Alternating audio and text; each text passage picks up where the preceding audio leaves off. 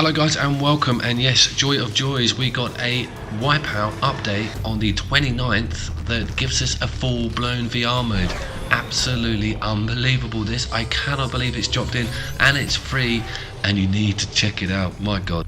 So what do you get with this package then? Well, you get to play the whole game, be it campaign or be it single race. I haven't tried the online yet though, through the VR headset. And also, if you own a VR headset and have put this game in and it's not said, by the way, there's a VR mode now, it won't trigger until you load the game up with your VR headset all plugged in and good to go. I was looking around for like, where is the mode, where is the switch on, switch off? That it just isn't. It just spots that the VR has been plugged in, and then you're good to go. You've got access to everything. The whole game's there. It's just a conduit for you to play the game through, basically, which is what VR updates should be. Absolutely awesome. I don't quite know how they did this, to be honest with you, and it's looking really, really good. I mean, Wipeout was pretty anyway, and I was a bit concerned that we might see a bit of, you know, the old Drive Club resolution dive, but whoa, it looks great. I'm going to let you check this out now because this is bloody awesome.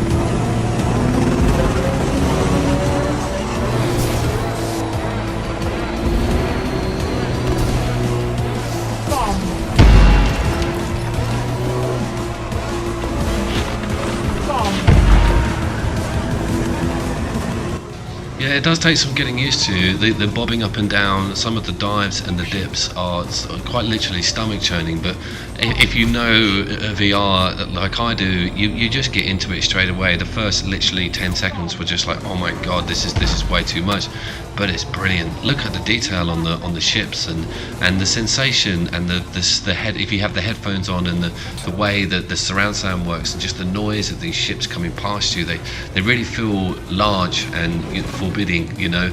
And of course the light and the explosions from the bombs and stuff whizzing past your ears, it's phenomenal. And I've been looking online, and a lot of people are like, this is one of the best VR games for 2018. I mean, it's given Wipeout a totally new lease of life, and a bit like Res Infinite, this is how this game should be played. It really is, and I'm so glad that these graphics have not taken a resolution hit. I think they've run them through some sort of pre-generative processor so that they still look, I don't know how they've done it, but it looks absolutely awesome.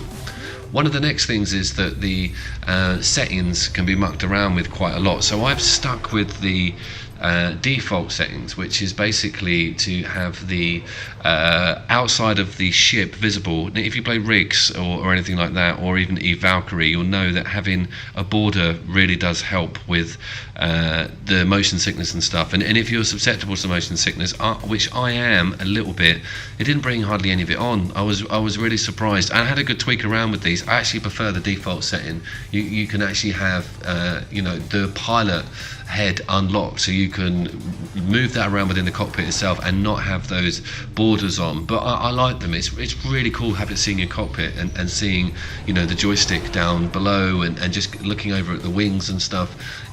I love that sort of claustrophobic sensation when it comes to racing games like this. It's pretty awesome.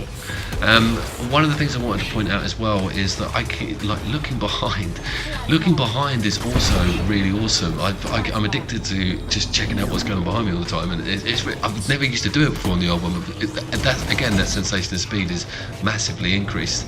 And of course, any up and downs, so you know this section on the HD, I mean, whoa, that really does ring true in your stomach. But you get, it's not off-putting. Don't think, oh my god, you know, I'm going to get roller coaster sickness. No way. You're having too much fun firing at stuff and enjoying yourself.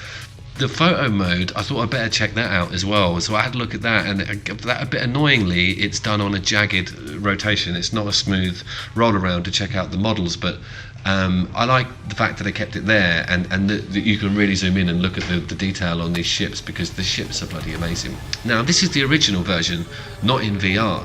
I wanted to hold it up against the same bit of track in VR. So here we go, we're going to switch now, and you can see that we haven't lost much at all. We've got a bit of granular on distance. We may have a slight dip in frame rate, but I am so happy with the way it looks. So as an outro, Jesus Christ, if you own Wipeout and a headset and you've not got around to this update yet, get down there. If you own a headset and not Wipeout, you have no excuses now. This is one of your best simulator races on the system. Get down there, guys, and enjoy it. I will see you all later.